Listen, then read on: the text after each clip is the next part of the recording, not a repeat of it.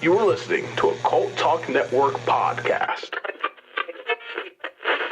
File access granted. Hello, all you believers, idealists, skeptics, and all those who question the universe around them. My name is Bailey. And I'm Ty. And this is Cult Talk's Conspiracy. Welcome. We're back. We're back for a part 2. We are. We're revisiting. As promised. And today, on our very special release date of February 20th, is actually a very important date in what we're going to be talking about today, the continuation of Dyatlov Pass, exploring some of the theories here. So February 20th was actually the day that the first few bodies were found at the Dyatlov Pass in the Ural Mountains. So we kind of have a little bit, and this fell in our natural calendar as well. So it was important for me to go ahead and cover part 2 on this day and kind of give memoriam to those 9 men and women who lost their lives in the Ural Mountains and just pay some respect to them because, like, today we're going to be talking a lot about the theories. We're going to be talking about some of the main theories that are surrounded by what may have happened to these hikers. But regardless, we still don't know the reason why these 9 people lost their lives. And this has been almost 70 years from now, which is absolutely crazy to think about. With all of our modern day technology and information and scanners. And I mean, even Disney got involved in trying to figure out what happened here at Dyatlov Pass. It's just, it's bonkers to me to think that, 7 decades later, we still don't know what happened. That is crazy. I didn't know that Disney got involved. Yeah. Was it like a documentary they was trying to do or something? No, so I think it was 2018 when they made Frozen 2.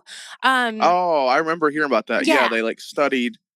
Yeah, I remember hearing about that. I'll let you talk about it in the episode. Yeah.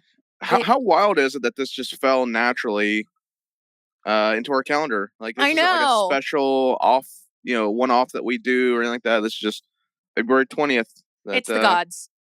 It's the gods. They were like, Bailey, you're going to cover this, and we're going to let you know that you need to cover this because you're going to release on a historical date. And I said, okay, Odin. And was just like, okay, I'll do as you please, sir. I'll do as the all-seeing eye says. But this was really crazy because at first I wasn't going to make it a 2-parter. I was going to try to fit everything in. And then when I looked at our calendar and I was like, oh, this would actually fit really well. I was like, 2-part it is. Heck yeah. So have you looked at any of like the millions of theories that go into Dyatlov Pass since we last talked?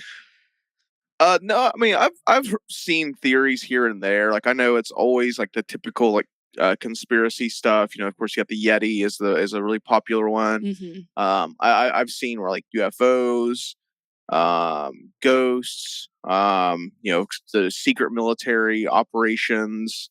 Mm-hmm. all the big like usual suspects when it comes to explanations behind conspiracies. Oh yeah. Government's definitely the biggest one. And especially with the timeline we're talking about now. We're back in the 1950s. We're back in the Cold War era. And we're talking about Soviet Russia here. So there is all kinds of conspiracies to be had. There's actually a wonderful line in this TV show that I was watching here recently with Ben. Have you seen The Invincible yet? On Amazon Prime? Is that the animated? No, I haven't watched it. It's good. You should watch it. It's really good. You should watch it. I've kicked it around. Yeah, you need to. It's good. It's so good. We just straight binged it. But one of the girlfriends of the superheroes that dies, she's Russian, and she's talking with another one of the wives. And she goes, "Honey, I'm Russian. I know when governments are lying." And I was just like, "Oh my God, this is terrible. Like, that's bad." If it's already in the lore. But I'm super, super ready to get this one kicked off. This one is very interesting. This one took me down all kinds of beebs and bobs. We are going to talk about some legit theories that are there. There is a little bit of pastas in here, but overall, very happy with this. I think it's, it touches a little bit on each of the main theories that may have happened to the Dyatlov hikers. So I'm ready whenever you are. Oh, I'm ready. If you're ready to unseal it, go ahead. Let's do it. Now, we are going to unseal file 037 Frozen Echoes, More Mysteries of Dyatlov Pass.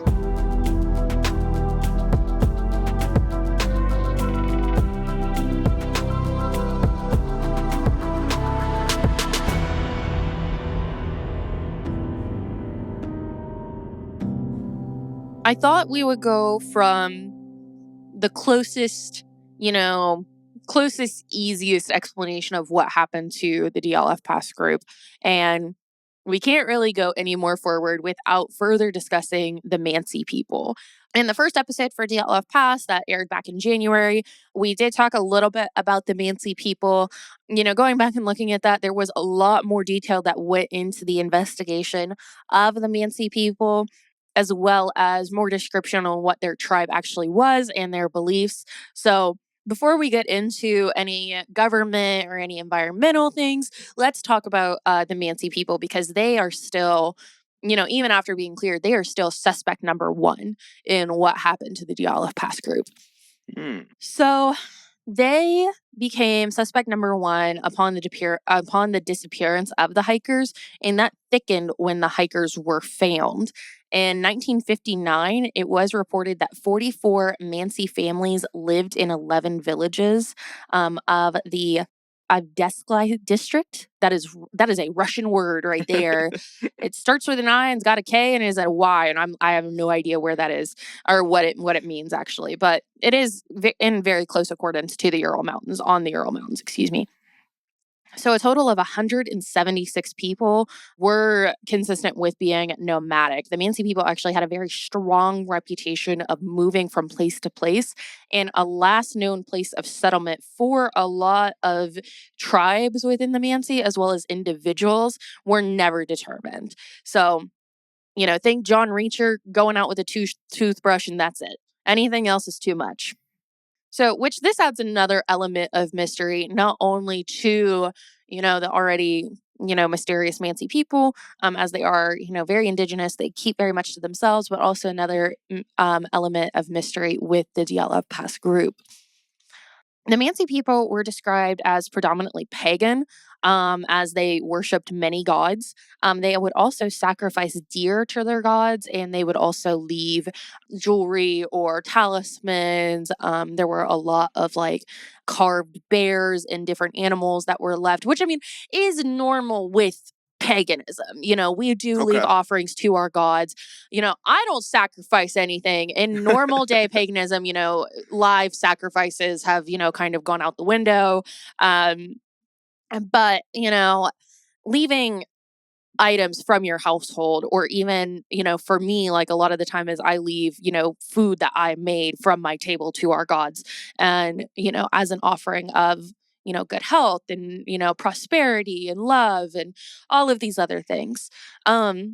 So a religious site for the Mansi people was actually photographed a lot by the Dyatlov Pass group. And one of these photographs, I should say, were actually mentioned in the last part one of Dyatlov Pass, which was the photo I described of about 4 or 5 hikers that were hiking in, very obvious snow blizzard terrain, and there was a mountain in the background. That mountain is Hoy Ekva, which is a religious site for the Mansi people. So they were definitely obviously we know they were in the territory, but they were really, really encroaching on these They were in there, which was expected by the hikers. They did create relationships with the Mansi people during their hike out there. And also Igor had, relationships with the Mansi people prior to going there as well. Again, he created an entire, Mansi to Russian dictionary so that they could, speak with one another. And there were also notes in their journals of Mansi to Russian words like hello was one, woman and man were another one. And there were also signs, like pictographs that were carved on trees on Dyatlov Pass by the Mansi people that were seen as warnings or, markers of where they were. Because again, the mountain was called Don't Go There. It's called Dead Mountain. You're not supposed to be there. There's going to be warnings all over the place. But a lot of people do use this as evidence of saying, yes, the Mansi people were involved in the disappearance. However, it's still to be seen. The group did approach Hoi Ekva, and Hoi Ekva actually translates to either woman queen or stop woman. So investigator Vladimir Forotar, who was the lead research investigator and was a local to that area, actually translated Hoi Ekva as woman queen. The Mansi people were the ones who translated it as stop woman, which directly means women cannot go up this mountain. This place was called Turin Khan, which was Turin Khan, which was a K. Which was a holy place for the Mansi people, which that is something we see a lot in older religions, that women cannot go certain places. We see it Islamic, we see it in Muslim, we even see it in some Christianity and Catholicism as well. There are just certain things in that religion that women are not permitted to do that men are. And if anyone's got a problem with that, you got a problem with history, not me, boo-boo. So not uncommon. However, let's look at the demographics of our group here. We had 6, right? Yeah, 6 men and 2 women. Right? No. No, I know. Like on here in the United States, just because we have when you talk about Dyatlov Pass, Yeti obviously comes up a lot. I know here in the U.S. there's some Native American reservations out west that won't allow women who are on their periods enter the forest. Obviously there's the bear fear, because bears are attracted to that sort of thing. But also it's believed that's because of Sasquatch. Sasquatch will take the women and have its way with them because they're ovulating. So interesting. I know there's some on some reservations and stuff, even women that aren't on their periods, some reservations here in the United States, they will accompany women, the warriors will accompany the women at all times at certain points, be out of fear of Sasquatch is what's presumed. So. Oh man, that's crazy actually, because the Mansi people, and we'll talk about her in a little bit, a shaman's granddaughter, who the shaman actually was the leader of the Mansi people who went out and searched for the Dyatlov group. His granddaughter came out, I think in the early 2000s. There's this wonderful site where, she went and gave an interview on, and we'll be sure to link it below because, it's absolutely gorgeous. She did say that when she grew up with her grandparents, that she was not allowed to sit in her father's chairs ever, because it was seen as the female, parts were seen as unclean. Period or not, they were just, they were unclean. There were very certain things that women could not do in this religion. And we see that a lot throughout different religions and culture. It's just, I don't know. That in particular sect requires so much more research and detail that I'm just going to leave it there. But back to Hoi Ekva, there are many people that do believe that this place played a very significant role in this tragedy, more so than what's led on. So on January 25th is actually a religious holiday for the Mansi people, and they would go to the base of Hoi Ekva to pray, to leave offerings, to sacrifice deer to their gods. And if we recall back to our timeline, January 25th is 4 days prior to the Dyatlov group setting foot to the Ural Mountains. So it's very interesting the way that the timeline works in coincidence with the Mansi people and the Dyatlov Pass. And part of me honestly wonders if Igor had a little bit of something to do with that because of his interest in the Mansi people. I don't know. That's my own speculation. I just think that the correlation of a religious holiday being 4 days prior to when you're going to set out for this it was historical then, it's historical now.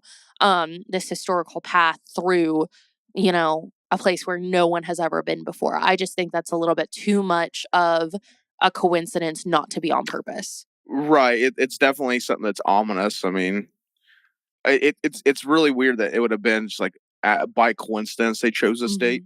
Right. So you got to believe it was intentional in some manner. It had to do something with it. I think it's part of, one of, if not the missing puzzle piece that we're missing to, solve Dyatlov Pass. Because there's so many pieces that are just missing in here that I feel if we knew, like if we could just go back and be a fly on the wall of what happened, with their interactions with the Mansi people, what happened on the tent near the cedar tree, I really feel like there are some key missing puzzle pieces that we would be able to solve this if we had. But unfortunately, none of us were there.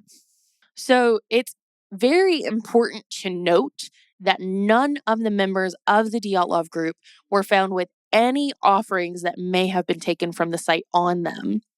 There were they were found with samples of minerals and of earth that were on them, because what the reasoning for gathering that was because the sports club also dueled as, educational.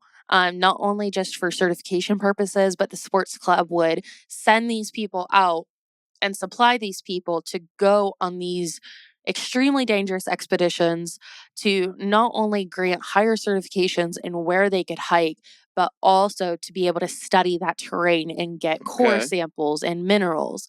So it was both used for, grit. That makes sense. Oh, yeah, absolutely. That makes sense. You're up there. You're somewhere that no one else has been. Why not, also grab some stuff while you're there? Oh, yeah. Get some minerals. Because, there's new rocks and minerals and all kinds of things that are being found all over. Like, I have a core sample from, Point Pleasant, West Virginia. God only knows what's in that. Right. So don't tell nobody I've got a core sample. I don't need the government coming after me, because if they come after me, I'm throwing it away. Just say it on a podcast to be all right. Yeah, it'll be fine. No one's going to tell anybody. Guys, it's our secret. To this thing anyways. They all listen. Just nobody tell anyone. It's fine. It's our little secret. So many Mansi people were detained by police, and the Mansi shaman, yes, like I said, they were suspect number one. They were the only other people that were up there. They were the ones that knew the terrain. They were the ones that had the skill and the know-how to survive up here. It makes perfect sense that the police went straight to the Mansi people, like, what happened here, So I'm not saying it's right. I'm just saying it made sense. Right. But so the Mansi shaman, whom we talked about a little bit earlier, would actually work with investigators and plead and speak with the investigators about the Mansi people's release. And his name was Stefan Korikov, who was the shaman at this time and would later be elected to deputy of the regional council. And he was the lead for the Mansi people to help the investigators to go out and look for these people. So he was leading the Mansi people and working hand in hand with the investigators in order to find the Dyatlov group. Okay, so he was pretty adamant that these people didn't have anything and weren't involved in any way. Right. He's like, these are not my people. Like, he's like, well, he's not saying these are not my people. He's saying my people could not have done this to, these hikers. Like, this is not the nature of my people, I should say, rather than these are not my people. So his brother, his very own brother, Gregory Korikov, would actually travel about 310 miles to speak with lead investigator Servatos bosses about the release of the Mansi people. Now, unfortunately, it's not known how or what was said during this meeting. However, afterward, the suspicion of Mansi people ceased, and the detained Mansi people were then released and returned home. So whatever happened during this conversation, they were like, our people did not do this. They need to be released. Here's how we couldn't have done this. And unfortunately, we don't know the details of that conversation. I wish we did. Yeah, it may be interesting to see how he's able to convince these people to, to look elsewhere. He was like, I'll give them an offer they cannot refuse. Yeah, it's almost like I wonder if he gave him like something else to look at or someone else look at, something. I mean, that's my first thought, but I'll also beat a horse till it's dead and just be like, okay, I'm coming after this one thing until I can't prove that it's a thing anymore. So for me, like, I would have to have something else to be like, okay, well, if it's not you, then you need to give me information that says that it's not you. Yeah, very much so. So Stefan Kurikov's granddaughter was actually the one that we spoke about, who did the interview and spoke a lot about her grandfather and living with her grandfather. And she would go on to say, when asked, do you think the Mansi people could have done this if they were disturbing a religious site for you guys? And she would go on to say that if strangers encroached on the sanctuary, the punishments of the heavens itself would overtake them. That's ominous. Right. Well, and then she went on to say that Mansi people can actually send death to someone rather than doing it themselves. Their spirits and their gods are able to convict death onto somebody without an actual person, laying a hand on them. That's their spirits. That's their gods, which I've seen that before in paganism. There's obviously a darker sect to it where you can send stuff. Like there's another thing called return to sender, that it's like if someone were to, put bad energy, like Ty, if you were to send me bad energy and be like, I hope Bailey gets hit by a bus, and that goes out into like the ether, okay, I could put out like, basically a return to sender, ask my gods, like, if harm is to be done onto me, put that harm onto the person that is causing that for me.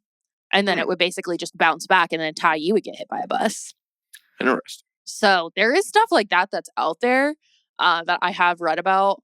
It's scary as shit because sometimes it can come back like tenfold. Not only to the person that you are doing that to, but it can come back tenfold on yourself, which basically goes back to what I believe, which is the energy that you send out into the universe is the energy that you will get back. So if you are putting out a death curse on somebody, you will probably either lose your own life or you will lose the life of someone dear to you. Interesting. Sounds like to me these Mansi people had like a Yeti, like chained up like a Kraken. Mm-hmm. They just release the Yeti. Yeah, exactly. But that's interesting. I've never heard of the return to sender concept before, but and that's not something I read about in Mansi paganism. That is something that like I've researched on my own, that I was like, okay, oh yeah, this sounds like this. And I mean, return to sender is basically like a layman term for it. I'm sure there's like an actual like, more mystifical term that's used that I'm just like, we can name it this instead. Here's the problem. Here's where we start to get into pasta. So that's what we have on the Mansi people. Now, it is important to note that the suspicion of the Mansi people has gone down significantly since the first start of this event. There are still people out there who think that the Mansi people could have been involved in some way, shape, or form. Many representatives of the Mansi people, many family members of the people that were involved with the search, and many people who actually met members of the Dyatlov Pass have adamantly come out and stated that the Mansi people had absolutely nothing to do with this. And in fact, there's been many, many, many theories that have been come up with as to not place blame on the Mansi people. And that's where we're going to leave that, because I don't freaking know. This is one of those situations where there's so many theories, I don't even know what to believe on this one. Because everything is possible. Yeah, so it seems like to me no one really knows what to believe on it just because of how long it's been an unsolved case. Anything is possible at this point. Like, that's why people aren't, dismissing Yeti. That's why they're not dismissing UFOs or even super soldiers, which we're getting ready to get into. It's because nobody actually knows, because it's been shrouded in so much mystery, specifically by the own Russian government, that we don't know. we haven't been allotted the opportunity to gain that knowledge and know. Interesting. I mean, that's kind of par for the course for Russia, right? I mean, they're very good about covering up their, the Iron Curtain, what was Soviets, but Yeah. But yeah, I mean, they're very good about hiding things, especially when they're at fault for it. Oh, absolutely. They will definitely cover that up. Oh, absolutely. But I mean, let's be real. The U.S. during this time would do the exact same thing. Oh, yeah, they'd be like, "It ain't our fault." Yeah, it hasn't changed for either, I imagine, in the years past. No. So there is a link, because now we're going to move on from the Mansi people and we're going to get into reasons behind there was radioactivity found on 2 of the hikers' clothes. There is a link between Chernobyl, the Chernobyl incident, and the Dyatlov Pass incident. Really? Oh, yeah. Hang on. We're going to get there. So, as far as I can tell, because this was where it really turned into a pasta for me.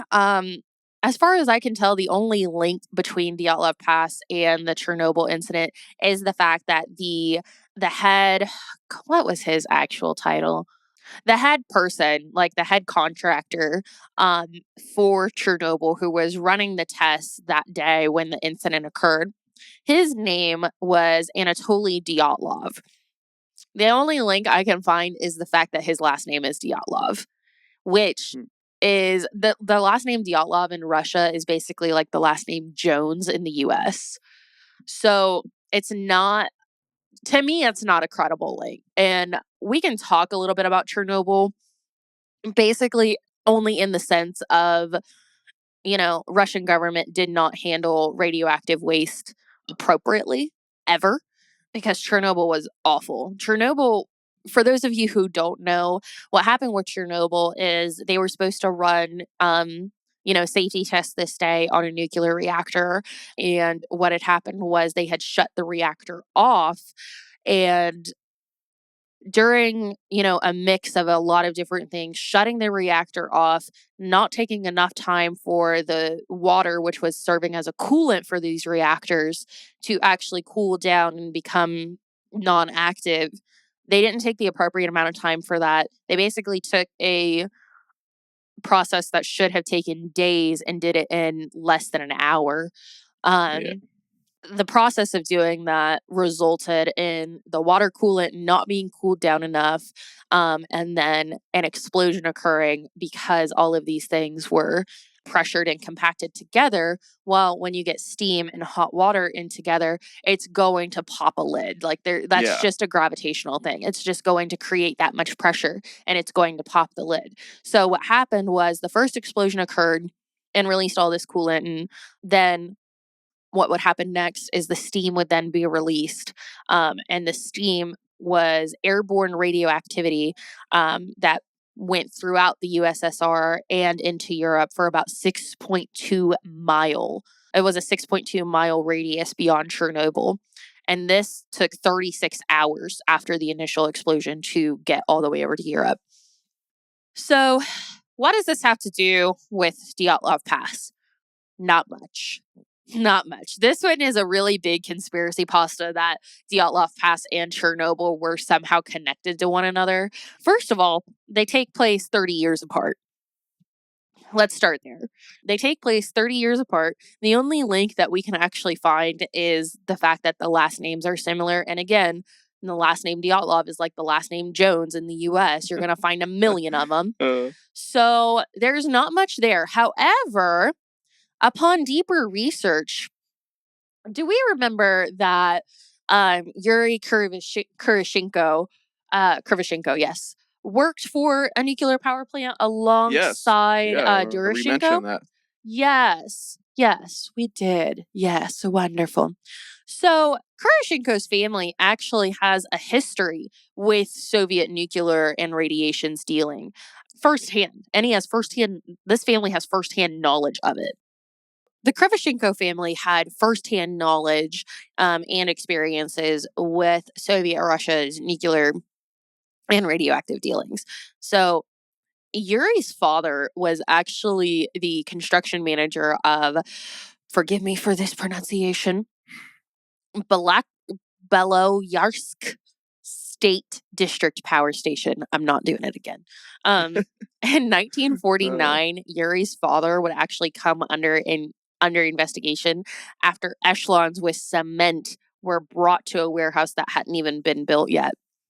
These echelons were military escorts providing this cement for the warehouse that they thought had been built and had been ready. However, when they arrived, there was no warehouse, and Yuri Krivoshenko's father was like, I don't know what to tell you. Like, the warehouse isn't built. I don't know where you need to put this. Like, no idea. So super big inconvenience for these military men, and very fearful for Father Karevchenko, because he was actually put under investigation and could have been punished very harshly for this. Again, Soviet Russia, they don't like mistakes. No, not at all. None. So a telegram was actually sent to the prosecution's office saying, do not touch Krivoshenko. And this was signed by Joseph Stalin himself. Wow. Oh, yes. Oh, yes.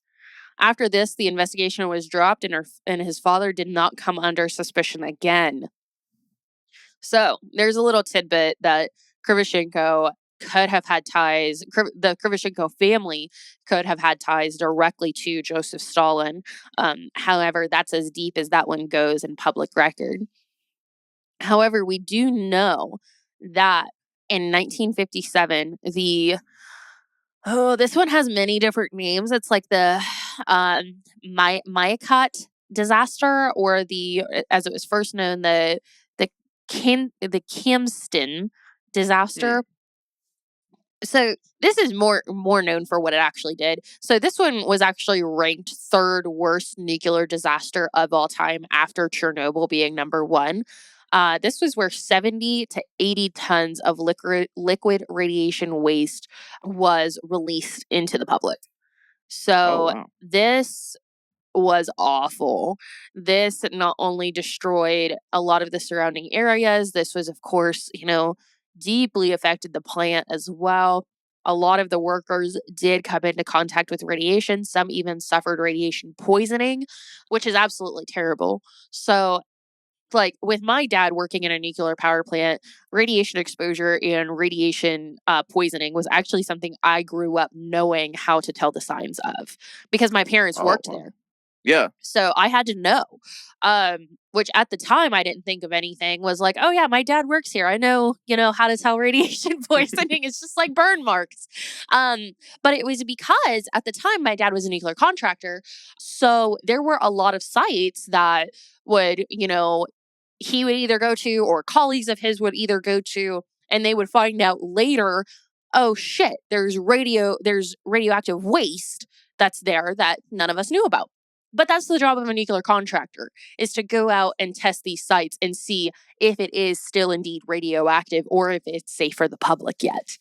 So, it was basically, it kind of reminds me of like hospitals during like the start of COVID, when they were like, they didn't know like if a patient coming into the ER had COVID or not, and they wouldn't find out until later, and then they would have to alert the staff that this really happened, guys. Yeah. And that's fine. It's fine that happened, because we were still learning and we still didn't know. Hopefully, a lot of the hospitals did take a lot of really good precautions to protect their staff, because Soviet Russia sure as fuck didn't. So, shocker. Right.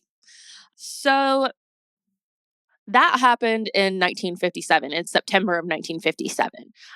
Now, the reason we bring this up is because Yuri Krivoshenko, son of Daddy Krivoshenko, actually worked at this plant during the time the disaster happened.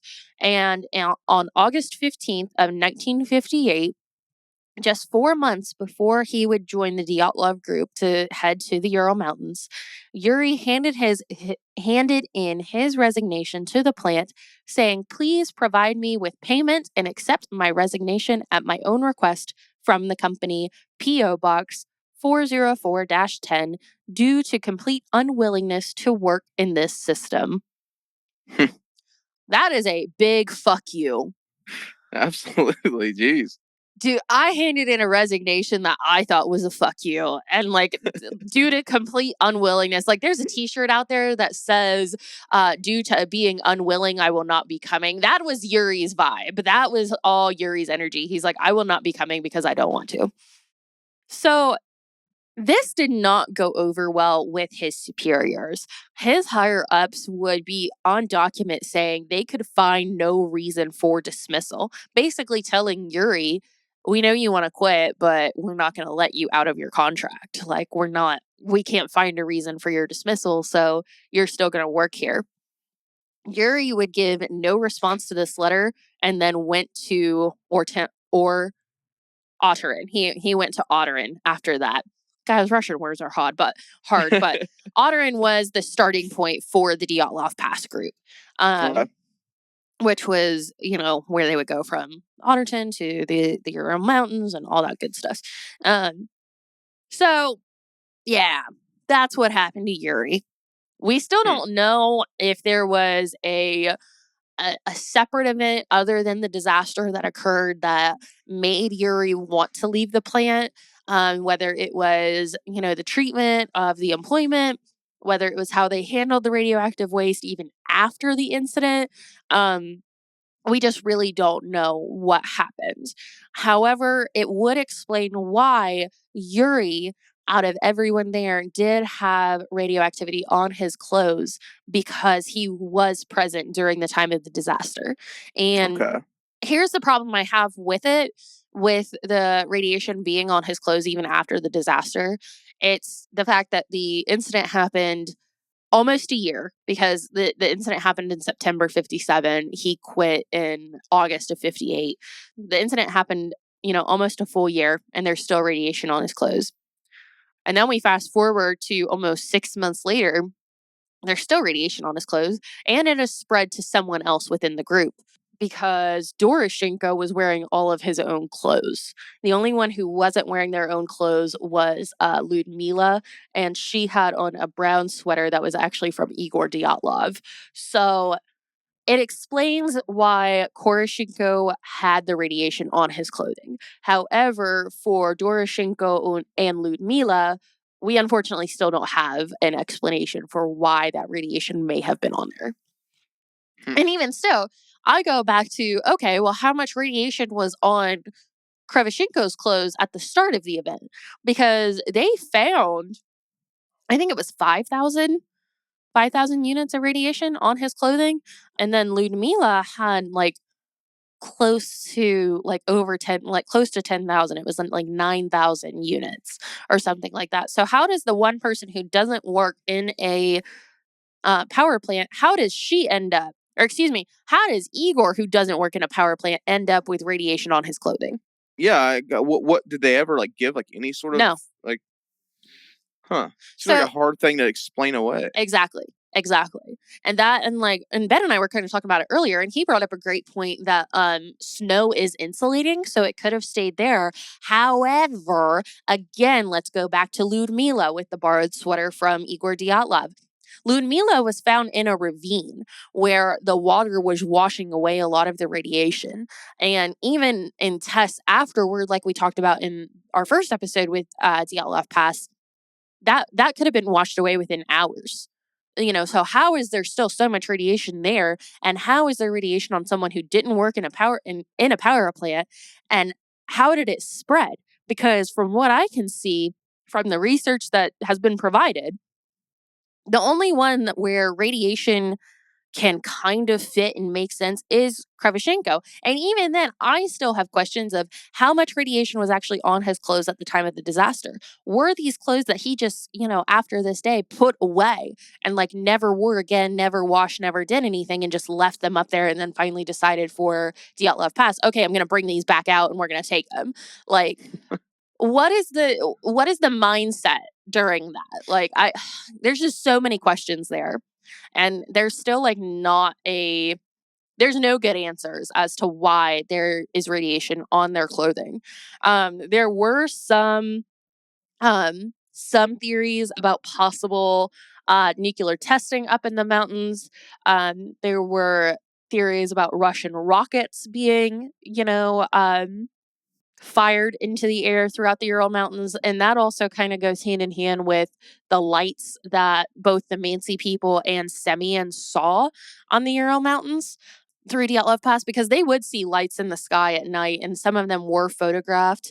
I think the most infamous photograph from Semyon is like this sphere that's like really blurred out and like you really can't make anything of it. It honestly kind of looks like a picture of the moon. Like, you know how you try to get a good picture of the moon and it's just like this blurry speck? Right. It looks like a black and white version of that. But a lot of people, claim like, okay, that may have been either a UFO or a rocket. Right. I know the rocket thing is very popular. Oh, yes. But I mean, it's like one of those things too, where like a rocket, like it wouldn't leave you in the state that you're like these people were found in. Right? No, there's no way. Yeah. Like you're going to be charred and like, dismembered and disfigured. I mean, you're not going to be just like naked and frozen somewhere. Well, I mean, you even look at the effects of the people that Chernobyl had with, the radiation that they came into contact with. A lot of them were disfigured. A lot of them had both external and internal injuries, which is in direct, disagreement with the way that the bodies at Dyatlov Pass were found. They had a lot of internal injuries, but almost no external injuries. That doesn't happen with radiation poisoning. Radiation poisoning, it goes inside out. Right. So there's a lot of questions in regards to why there was radiation there. Another theory that I found that I couldn't find a whole lot of information on was super soldier testing. I really wanted there to be more there. I really did. I really did. I wanted a freaking Iron Man theory, but unfortunately it's just not there. However, there's always been like kind of these methodical theories of Americans and Soviets, or Americans and Russians, Soviets at the time, doing super soldier tests, like creating like what's his name? Winter soldiers, their own winter soldiers, which, I mean, in today's day and age, we're probably not too far off from now, but there's just not a whole lot of information that's publicly available out there. That's a shame. Yeah. That's a very interesting theory. These super soldiers running across the hikers and just decimating them. I mean, that's an interesting concept in itself. Oh, yeah. So, I don't know. I don't think we're too far off from super soldiers being made, to be honest with you. Probably not. Probably not. No. The way that AI and robots and everything are going now, it's freaking crazy. So our last theory that we're going to get into, which is, and I'm just going to go ahead and say it. It's probably the most believable out of everything. I don't know why. It just is. I find a lot of peace in this theory, and it's probably because like it's such a rare phenomena that I'm just like, oh yeah, this one happened. But truthfully, I have no idea. You could come up to me and say like alien Joe Bob actually got him, and I'd be like, oh yeah, that's just as likely. So the last theory we're going to talk about today is that of infrasound. Do you know what infrasound is? I've heard about this in that documentary I watched about the Yeti that talked about infrasound a lot. This was how I heard about it. This was how I heard about it. The documentary that Ty and I have been referring to is the Yeti Massacre on HBO Max. It's absolutely beautiful. It's really cool. Great. I love it. It was really, really cool. It actually was what inspired me to look deeper into Dyatlov Pass. So good on you, writers and producers and everyone involved with Yeti Massacre of HBO Max. That's awesome. I highly 10 out of 10 recommend. So infrasound is one of the most prominent theories of what happened to the Dyatlov group. This is a very rare phenomenon that has been very recently studied, and even in regards to the Dyatlov Pass, this is categorized as being a perfect storm of events, which can happen. Perfect storms of events can happen. I, in my own lifetime, have seen a perfect storm of events just create a totally out of left field outcome. I mean, it happens, but like I said, I'm 27 years old and I've only seen that happen one time in my life, and I'll probably only ever see it happen one time in my life. Hopefully. Let's not rock the boat there. So infrasound can be caused by unique topography. And this is interesting because Dyatlov Pass actually has a very unique topography as well. It's a perfect dome shape. So this would mean that the strong winds that blew through the pass could have become stuck in this dome or valley. So the wind, which would have been blowing in a straight line, would have begun to twist into series of tornadoes, which can be called a vortex sheet or calabatic winds. Calabatic winds can create deafening noises that can tear roofs from buildings, and it can create like an overall like sense of like dread because I mean it's cutting off your senses. You can't hear anything. You've got like these super high strong winds going. Like, have you ever been near a tornado, Ty? No, never. Luckily. Never. Yeah, luckily. I've seen Twister, which is as close as I've ever come. My older sister loves tornadoes. She finds them fascinating. I think she's crazy. Oh, I was terrified of them when I was a kid. I was terrified of tornadoes.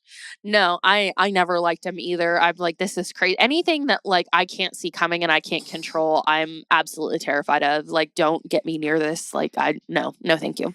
But I'm a control freak, and that's where that comes from.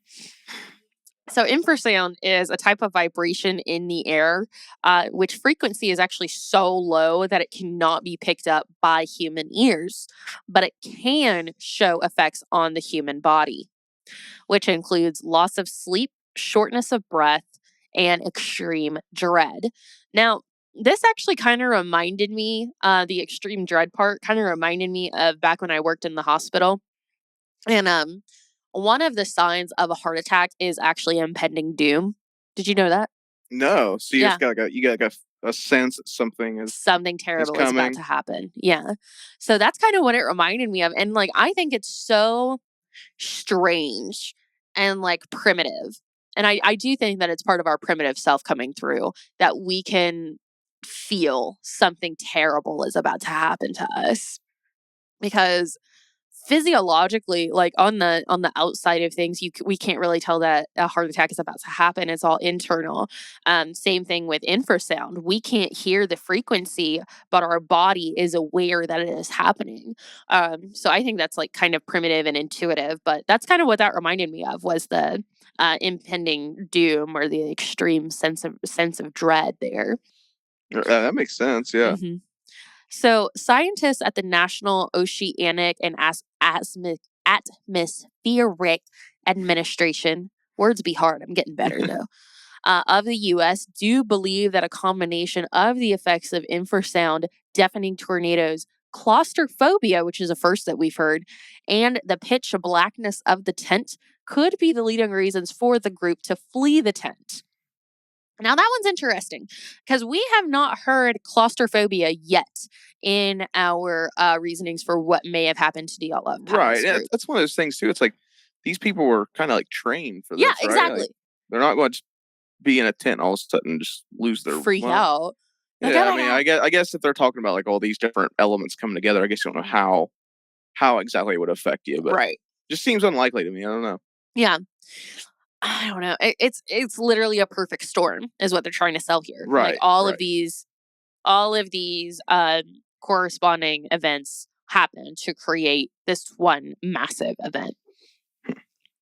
So in 2003, a UK study found that a fifth of people exposed to infrasound reported feeling anxious, scared, or unable to breathe properly. So this is something as recent as 20 years ago that we've been testing the effects of infrasound. Now, I will leave you with this story here. Okay. In August of 1993, 7 hikers hired Lumila Koravena, a very experienced hiker, to take them to and through the Kamar Daben mountain, which is another remote area of Russian mountains. Now, Valentina, I'm sorry I'm going to do this to your last name, Ordashenko would be the only survivor of this expedition. A member of the group would collapse unexpectedly, and he then began frothing at the mouth and bleeding from his ears, almost seizure-like. He also would begin bleeding from his eyes after collapsing. Koravina, the group leader, would stay with the collapsed hiker while telling the remaining members of the group to go back down the mountain. Then Koravina herself would begin to experience these same symptoms, and so would the rest of the group. One of the hikers actually rushed to aid Koravina, but as she got closer and closer to her, she then clutched her throat and then bashed her head off a rock until dying. Jesus. Like, what do you mean, like, bashed her? Like, repeatedly sort of, like, Yes. just You're thinking, her head? yes. Like, she Jesus clutched her Christ. throat, saw a rock, and then bashed her head against it, like, in a fury of madness. Christ. It's insane. And all of these, all 6 people had these awful things happen to them, bleeding from their ears, bleeding from every orifice of their mouth, frothing at the mouth, almost seizure-like symptoms. However, Valentina would be the only one non-affected and survive. Valentina has absolutely no idea how she survived. She actually said in the interview that it was God's will. She would actually follow the nearby river after going down the mountain, and then she wouldn't come across kayakers until 4 days later. Jeez. These kayakers would hear her story and get her to safety, where then a rescue group would be dispatched to go and find the rest of the hikers. No one knows the cause of death for these hikers, other than on their autopsies as well, states an unknown compelling force that cannot be human on all of their autopsy reports. Do you want to know what's strange? What's really, really strange about this too? Let's hear it. Half of them were found without their shoes on. Jeez. Why are they being found without their fucking shoes on? Right. These are hikers. They're not going outside. They're not starting a hike or doing anything like that without their shoes on. This is life-saving equipment here. Why is this happening? That's bizarre. So infrasound has been attributed to these 6 deaths, these 6 hikers' deaths. However, like I said, autopsy reports still state unknown compelling force, non-human. So we may truly never know what happened at Dyatlov Pass. We may never get the answers that these 9 families deserve. We may never even know the credibility of a lot of the Russian government. However, we can all speculate and demand answers, but that doesn't mean we're going to get them. But what we can say is these people died absolutely horribly, and we still have no answers for them. And that, in my opinion, is extremely unfortunate and, to be honest, unexcusable in my book, that we're 70 years later and have no answers for what happened to these people. It's insane. I mean, it's just weirder and weirder the deeper you go in that. That's probably like why this thing has such longevity as far as like being this, captivating mystery. Mm-hmm. Is because it's like the more you dig, the deeper it goes. Like you don't really come any closer to a resolution or a satisfying end. It's just one thing after another. You're just leading down one rabbit hole to the next. Oh yeah, no. I mean the second expedition where the woman survived, that's insane. Like that she witnessed that stuff. Oh yeah, I really wish she would have divulged if she had anything with her ears, whether she had tubes in her ears, if she couldn't hear certain frequencies. There's something unique about the one survivor that it did not affect her that I would like to dive a little bit deeper into. Oh, absolutely. I know it sounds like I want to experiment on her a little bit medically. I kind of do. I really just want to know what, is up with her. I'm not going to do it. I'm not suggesting anyone go and do it. But what I'm saying is her surviving that is an absolute miracle. Mm-hmm. And we don't know why. She doesn't even know why she survived. She says in the interview she has no idea. She attributes it to God's will, which, if the gods are out there, then absolutely, maybe that was it. But that's just I hate to say that's just such a non-satisfying answer because I know there's a lot of religious people, but I understand it is a satisfying answer to some. However, scientifically, there is a reason she survived, and I would love to know that reason. I just don't think we ever will. Right. Unfortunately. It is just one of those things where it's fascinating, or I guess just horrifying. She witnessed that stuff, and maybe that's what we were seeing there at Dyatlov Pass. Yeah. This whole time, but you'll just never know. It's interesting, just all the different theories that do surround it. From the Yeti to UFO to missiles to super soldiers, indigenous people, all sorts of things that just surround this event, and you're never any closer to to a resolution. What was the involvement of Disney? I know I got cut you off earlier. Yeah, no. So that one actually happened when Frozen 2 was coming out. So I guess there is a big avalanche scene in Frozen 2. So basically what they did was they took that software and recreated the Dyatlov Pass conditions on a computer. And they basically took that avalanche, put it at Dyatlov Pass, and were like, okay, this matches what could have happened at Dyatlov Pass. Because with that avalanche, there was a lot of like snow sloping or snow sliding, I think is what it's called, and gravitational shift as well. So you would have to have all three there, the avalanche, gravitational shift, and the snow sloping, in order to make that, kind of happen as far as like injuries go. Okay. However, the fact of the matter that the tent and the skis were not found buried underneath snow, and there were hikers that were found on top of the snow, disproved the avalanche theory in my book, just because if you were going to die in an avalanche, most would expect to find you under like 13, 14 feet of snow.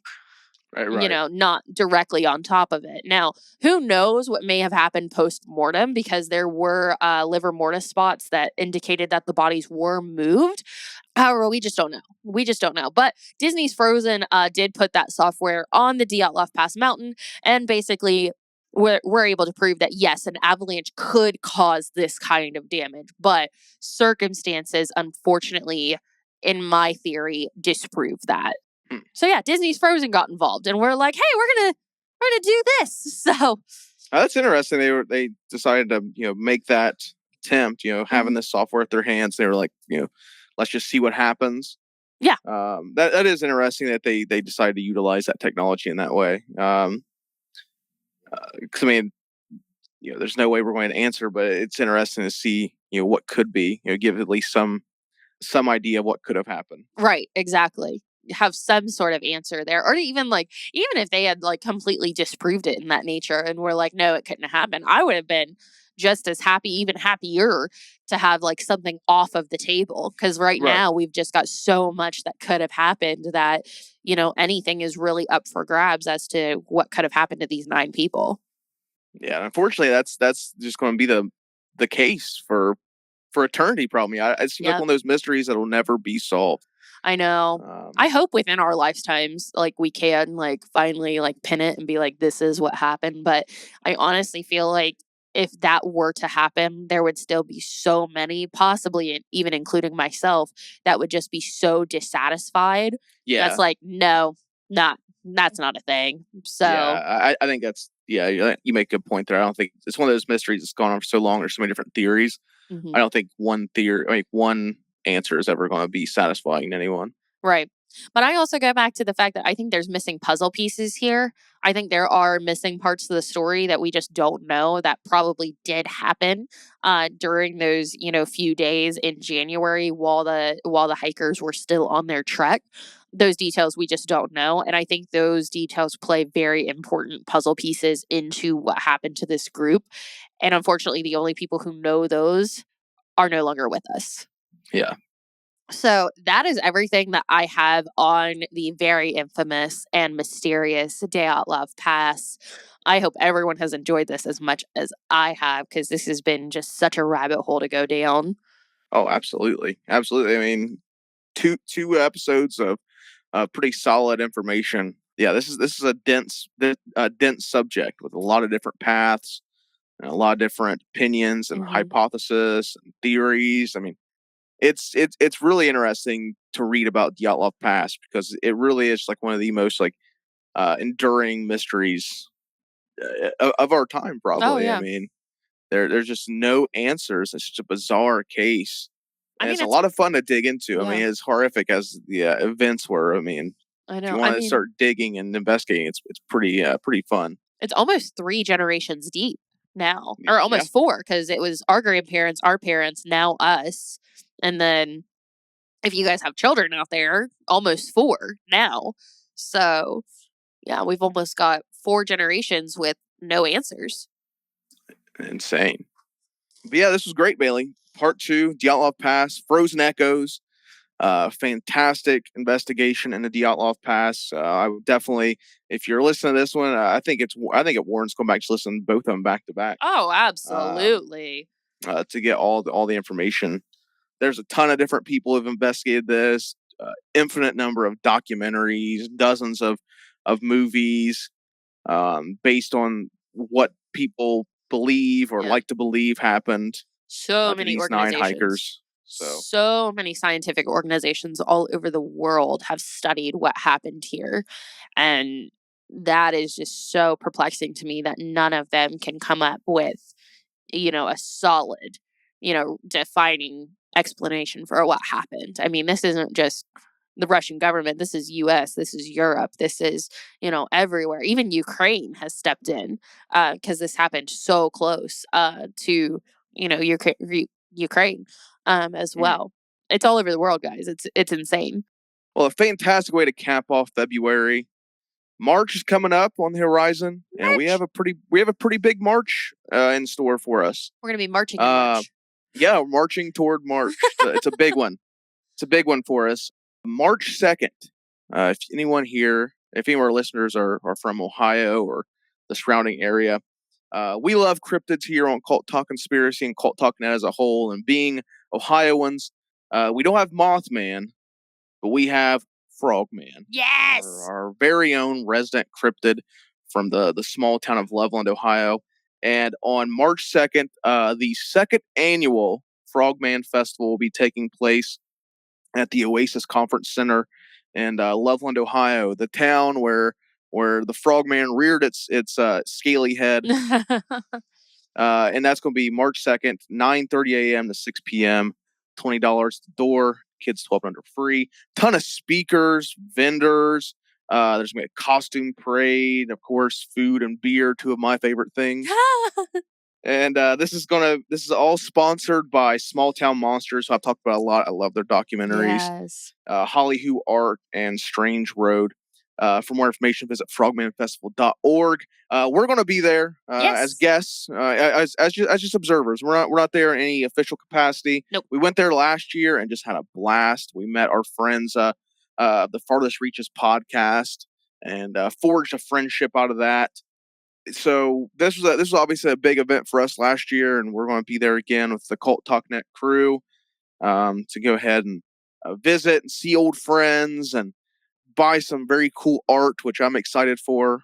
I'm bringing I love going to these things. I'm bringing like a whole piggy bank with me. I'm just like, listen, Absolutely. just take all the money. Like you got to bring a C note at least. You got to bring $100. You got to bring $100. Yes. Yeah, and then that'll go quick. So there's just so many different vendors and options to choose from. Oh man.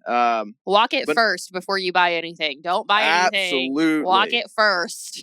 Absolutely. I learned that lesson a long, long time ago, and I've told Bailey about this whenever we go to these things. You got to walk every it first. time. He's like, yeah, you go there. Yeah, when you went to the Oddities Festival with Evan and I, you like immediately just went and bought something for like $60, and then like that was it. You know, I was like, then you had the entire thing to walk around. I know, and then I was like, oh man, darn it! So I learned my lesson there. But yeah, this time, you got to walk it first. This time we're doing it right.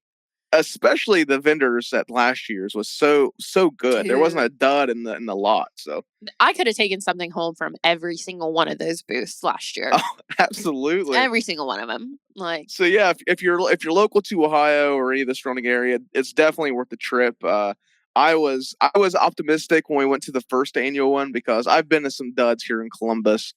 You get really hyped for an event or a conference, and then you go, and it's just not at all what you expected. But the Frogman Festival lived up to the hype and expectations. So, yeah, definitely if you guys are in the area, it gets my seal of approval. Yeah, it gets the Cult Talk Conspiracy seal of approval. Definitely check out Frogman Festival, the second annual one. It's well worth the money. But yeah, we're going to be doing that. And then also in March, we have some very different content coming out. Ooh. 2 episodes. And we are going to be diving into our first ever iceberg. Oh, man. If you're doing a conspiracy podcast, eventually you have to dabble in the iceberg. So here we are. We're almost 2 years in, and we finally decided we're going to dive into an iceberg. And we found a really cool one on Reddit. Everyone's talked about conspiracy icebergs. They've been done a million times, but we found a really cool, obscure conspiracy theory iceberg. And there's stuff on there I had never even heard of. Oh yeah, there's all kinds of guys. It's gonna be crazy. We can't wait for you guys to get into this one. This one's gonna be really really cool. That's gonna be a 2-parter across March, and the first one drops on March 5th. So we're gonna be coming right off of Frogman Festival and dropping an obscure conspiracy theory iceberg. Absolutely, we're gonna have our own March Madness going on with these basically that's what it is. Yeah, just super excited for March. I'm really excited to see what you guys think of this iceberg iceberg episode we're going to be dropping. It's something we was kicking around for a while. We've mentioned it here and there, and finally decided, all right, let's do it. And it was all about finding the perfect icebergs. There's a ton of them. I mean, Reddit is just full of them. So finally found one that piqued our interest, had what we were looking for, and we cannot wait for you guys to hear the weird and obscure conspiracy theories that are on this iceberg. I think that does it. Is that everything we've got coming? I think that is. We a hell of a way to start the year. We've talked about Y2K. We've talked about the Georgia Guidestones, and Bailey dropped 2 fantastic episodes on Dyatlov Pass. So, Cult Talk Conspiracy, we're kicking off to a good start to the year. We are off to a running start. Absolutely. This iceberg series we're doing, 2-parter here in March, is going to be fun. Of course, this year we have Summer at Sea 2, which will be coming in the summertime, and there's plenty of stuff in between then and now. So, but yeah, if you guys are at Loveland Frog Festival, find us, say hi. Yes. We'll give you a pin. I think we saw a few of those floating around. We do. Yep. I've got a whole bag. Yeah. I've got a whole bag. Find us. We'll give you a pin and hang out with you. We love doing that stuff, and I can't wait to see our friends at the farthest reaches again. Oh my gosh, I'm so excited. Absolutely. I cannot wait to see them. Oh, it's gonna be fun. But there you guys have it. This was file 037, Frozen Echoes, More Mysteries, Dyatlov Pass. Stick around for March 5th when we drop the first edition of our obscure conspiracy theory iceberg episode. That'll be file 038. But until then, follow us at Cult Talk Net on all the things: Twitter, Instagram, Facebook, YouTube, at Cult Talk Net. Bailey and I are here every other Tuesday. Yay. Cult of Lore, they come out every first and third Thursday of the month. Yeah. And make sure you guys check out youtube.com/Cult Talk Net for the full video episode. They do a hard work on that, so you guys check that out. Cult of Campbell, of course, our Bruce Campbell podcast comes out on Mondays. And I think, here next month, Virtual Bruce Fest is going to be happening. So make sure you guys check out brucefest.co for all the details on that. But that does it for us. I'm sure there's going to be a bunch of other things coming out from Cult Talk Net. This is going to be a big year for us. We have some very interesting things cooking, some big things cooking. So keep an eye out at Cult Talk Net. That's been it. I've been Ty. I've been Bailey. And until next time, question everything.